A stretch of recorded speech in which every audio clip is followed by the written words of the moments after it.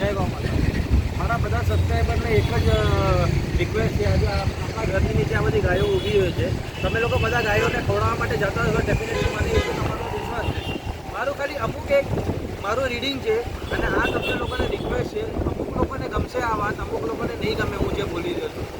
એક મારો હાથ જોડે રિક્વેસ્ટ છે, તમે જ્યારે ગાયને ખવડાવવા માટે આવો અને ખાલી એટલું એક ધ્યાન રાખો. આપણામાં કહેવત હતી કે પેલી રોટલી ગાય નહીં, આપણા ઘરે રોટલી. પણ હવે લોકોનું એક એવું ધારણા થઈ કે છેલ્લી રોટલી ગાયની.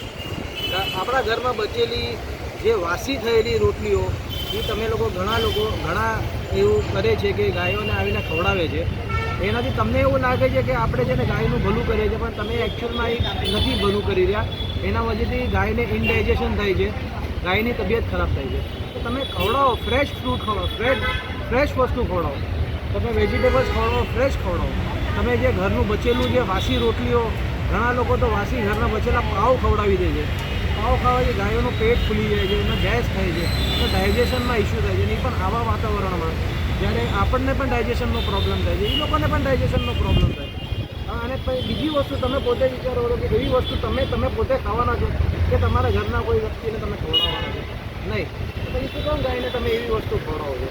હા, મારી બોલેલી વાત અમુક લોકોને નહીં ગમે, આ વસ્તુ અમુક લોકોને ખરાબ લાગશે. કારણ હવે આ મારું કહેવું જરૂરી હતું, કેમ કે મારું ચેનલ જ એના બારેમાં છે કે તમે ગાયની સાથે તમે કેવી રીતે ગાયનું સારું કરી શકો છો.